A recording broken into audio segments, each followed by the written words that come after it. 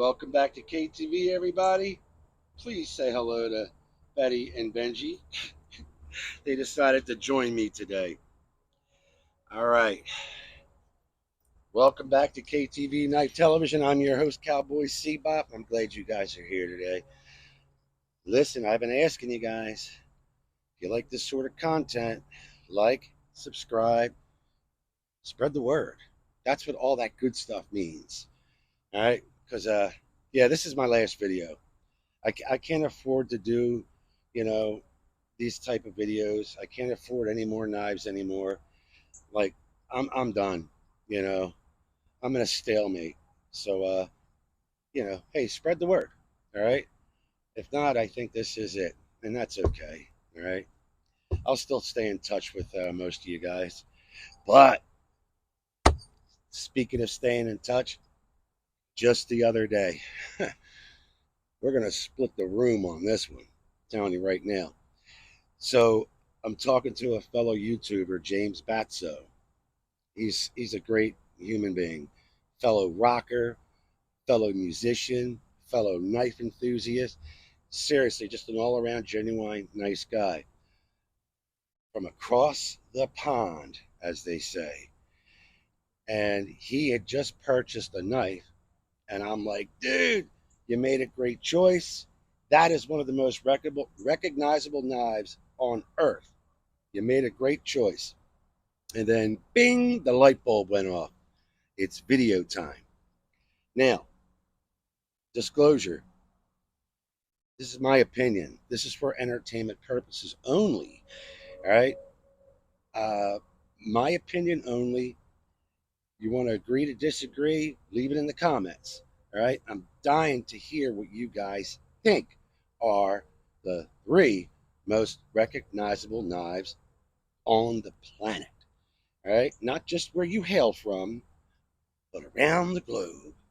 Okay. So, yes, he gave me a great idea.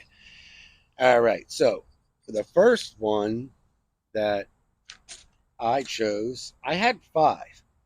All right. I was going to tell you the other two, but I just want to see if you guys could guess what they were. All right. So, I'm just going to stick to my three. My first choice was I absolutely think that this is one of the most recognizable knives on the planet, and that is the Buck 110, the folding knife. Since 1964, this revolutionized the knife industry, right? With this folding lockback. Uh, all walks of life use this. I used this back in the 80s when I was in the Navy. This could be used as considered a fixed blade too. Very solid, very durable. I tell you what, this knife I've had since like 1978, 79. I probably purchased it 5 or 6 times through the years. Either had it lost, stolen, confiscated. One I gave away to a friend in the Navy. That's the one I missed the most. I think that was like a 1985. But anyway, I digress. All right. This is just stellar. Since 1964, um, clip point, 3 3/4 inch blade, 420 HC, made in the USA, still a hot seller. My second choice, well, we were just talking about it. The K-Bar USMC. You see this knife anywhere, you immediately think K-Bar.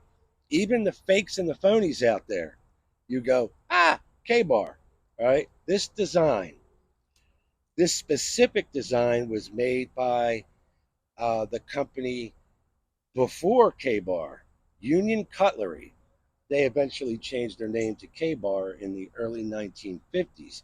But this was majorly used in World War II, specific Pacific Theater. This is the USMC. I also have the USN version of this because you know, you know why, right? 1095 high carbon steel, or Crovan, I should say, and 7-inch blade, the stock leather handle, extremely recognizable. I don't care where you are. You're going to go K-bar.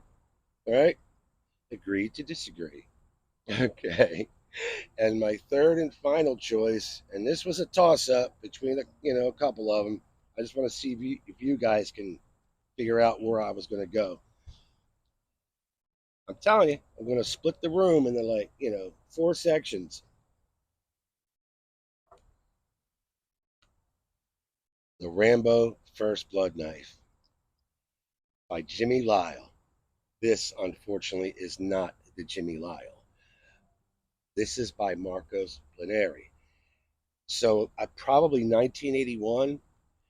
This is when Sylvester Stallone had contacted and contracted Jimmy Lyle to make him knives for the First Blood Rambo movies.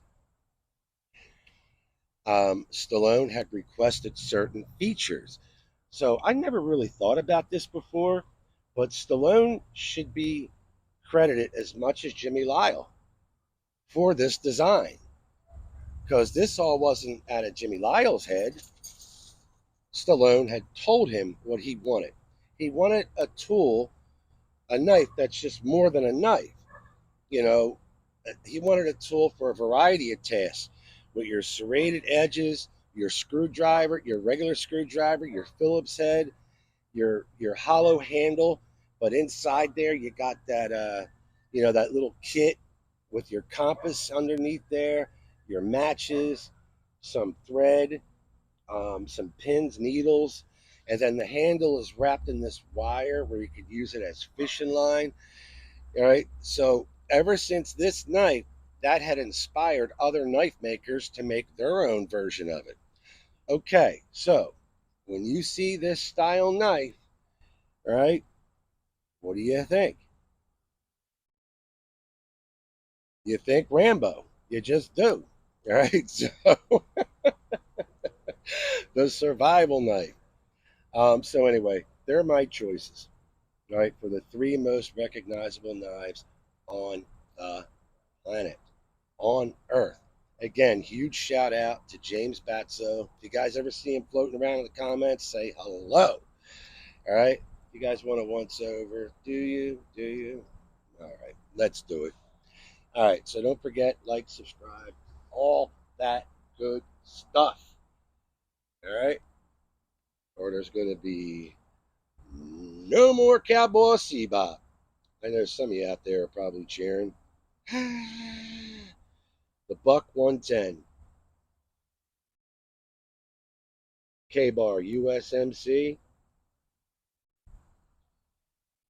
And the Rambo First Blood. Jimmy Lyle. This one is by Marcos Planeri. They are my three choices. I can't wait to see yours. All right, even if they're same, I don't care. Agree, disagree, change one, change two, change them all. All right, you guys have a great day, and hopefully I'll see you soon. All right, bye now.